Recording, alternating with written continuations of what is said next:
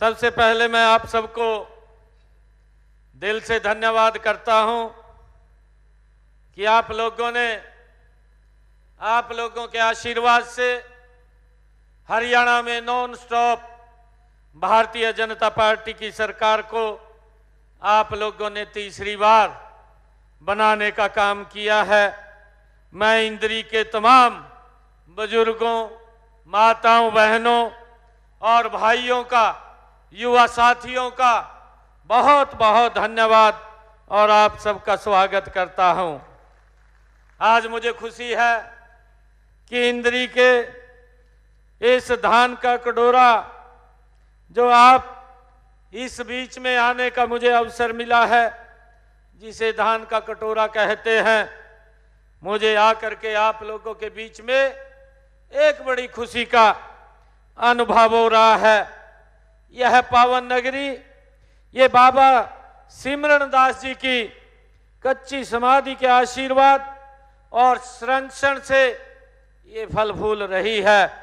मैं बाबा सिमरन दास जी को भी नमन करता हूं और यहां आए हुए तमाम मेरे इंद्री हलका के बुजुर्ग, माताएं, बहनें, युवा साथी, आप सबका अभिनंदन करता हूं। इस रैली में हम इस हलके के विकास को और तेज गति प्रदान करने का काम करेंगे।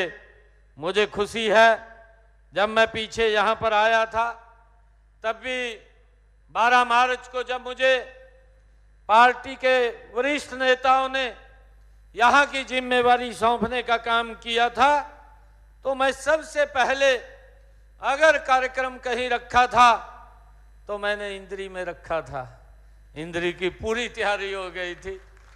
हमारे आदरणीय विधायक जी बोल रहे थे कुछ विकास कार्यों का उद्घाटन करना है और कुछ घोषणाएं भी करनी है।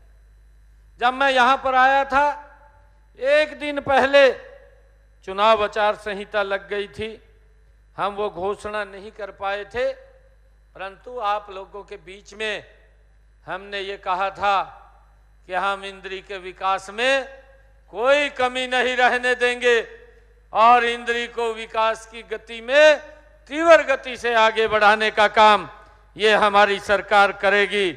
आज मुझे बड़ी खुशी है, आज इस हल्के के लगभग 11 करोड़ रुपए के लागत से हमने 4 परियोजनाओं का शिलान्यास और उद्घाटन किया है। इनमें मुगल माजरा में 33 केवी सब स्टेशन, इंद्री में स्विमिंग पूल और बीबीपुर जुटान व दनियालपुर में उप स्वास्थ्य केंद्रों का शिलान्यास आज हुआ है। मैं आप सबका विशेष रूप से धन्यवाद करने के लिए आप लोगों के बीच में आया हूं।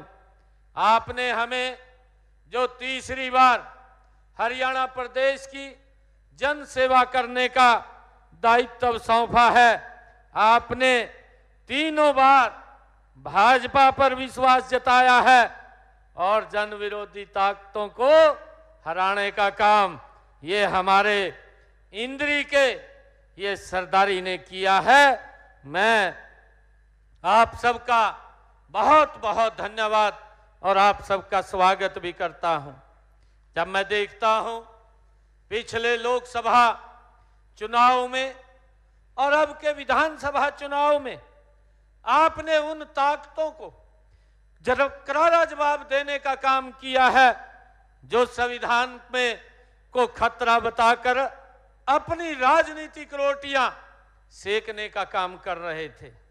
मुझे खुशी है आप लोगों के बीच में आपने आरक्षण को खत्म करने के दुष्प्रचार को हराने का काम ये विधानसभा के अंदर किया है। जो लोग उस पवित्र संविधान की बुक को उठा करके इस प्रकार का दुष्प्रचार करते हुए घूम रहे थे कि अगर नरेंद्र मोदी जी तीसरी बार प्रधानमंत्री बन गए तो संविधान खत्म हो जाएगा, ये संविधान खतरे में हो जाएगा।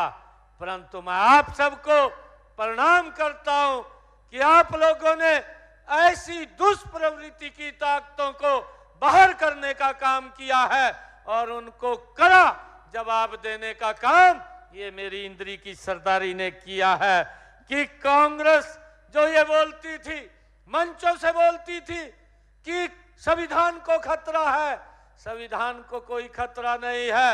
ये देश नरेंद्र मोदी जी के नेतृत्व में इस संविधान के अनुरूप चल रहा है, परंतु खतरा तो कांग्रेस की गलत नीतियों को है, कांग्रेस को खतरा है। कांग्रेस देश ने नकार दी है और उसका दुष्प्रचार ऐसी करने वाली ताकतों को आपने हराने का काम किया है।